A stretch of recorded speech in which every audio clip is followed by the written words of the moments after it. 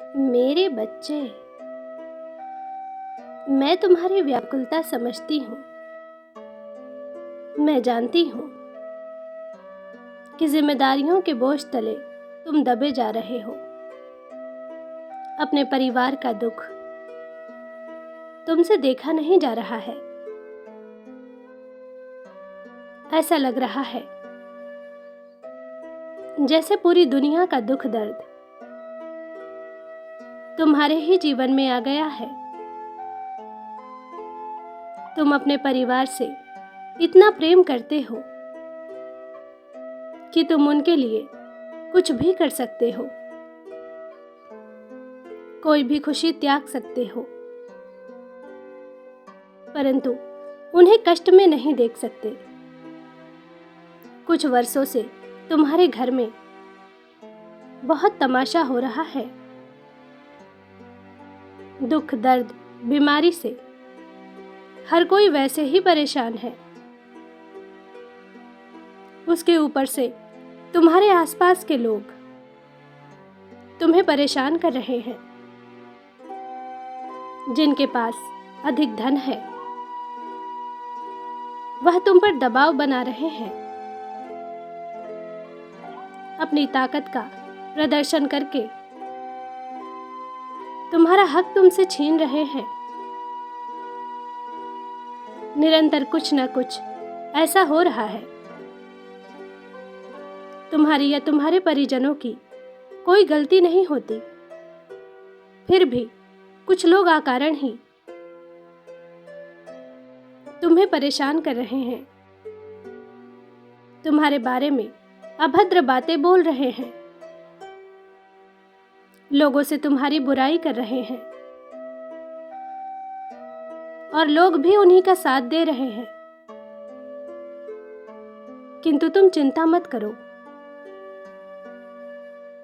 वह जो कर रहे हैं उसे नजरअंदाज करो। मैं जानती हूं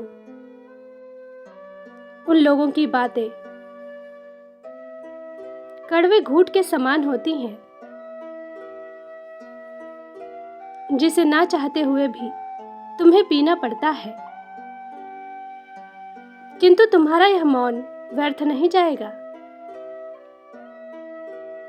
तुम्हारी आत्मा बहुत पवित्र है। तुम किसी का बुरा नहीं चाहते, किसी की चुगली नहीं करते,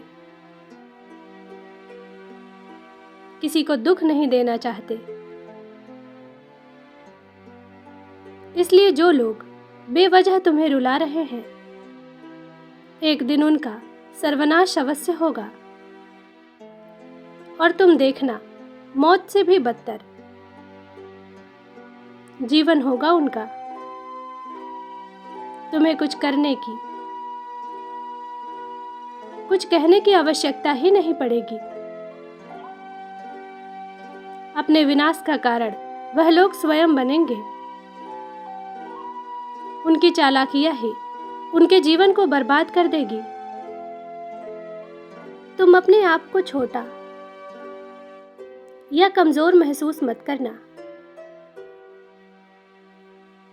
समझ लो कि यह तुम्हारे सब्र और उसके अहंकार की परीक्षा है।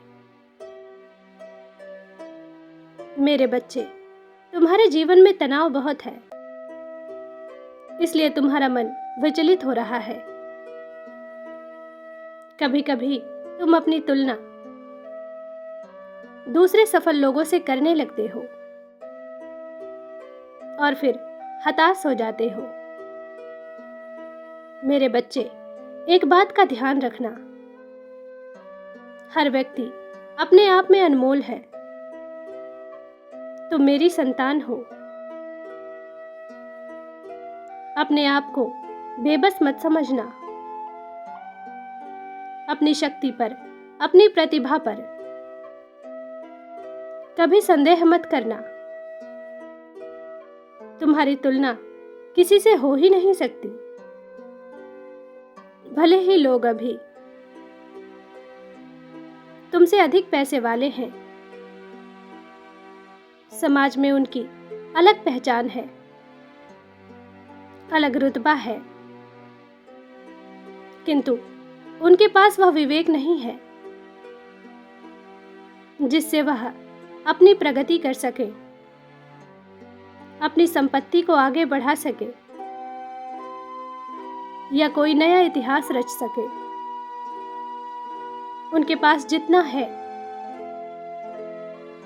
उतना भी नहीं रहेगा।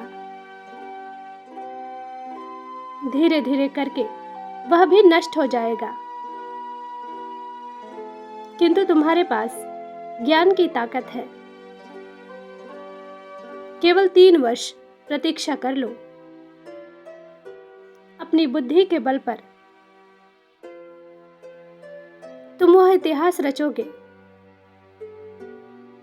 कि 3 वर्षों में ही तुम उनसे 30 वर्ष आगे निकल जाओगे। अपनी कमियों को अपनी कमजोरी मत बनाओ। समझ लो कि तुम्हें अवसर मिला है खुद को तराशने का। मेरी बात पर विश्वास रखो। जितना तुम्हें जलाया गया है उससे कई गुना अधिक वह भी जलेंगे। कई रातें तुम्हारे परिवार ने चिंता में जाग कर बिताया है, परंतु बहुत जल्द तुम्हारे जीवन में वह उजाला होगा जिससे उनकी आंखें चौधिया जाएंगी और तब उनकी रातें जाग कर नहीं रो कर गुजरेगी। मेरे बच्चे, तुम्हें क्या लगता है कि मैं तुम्हारे साथ हुए अन्याय को देखकर भी मौन हूं? नहीं, मैं चाहूं तो एक क्षण में उसका अस्तित्व मिटा सकती हूं,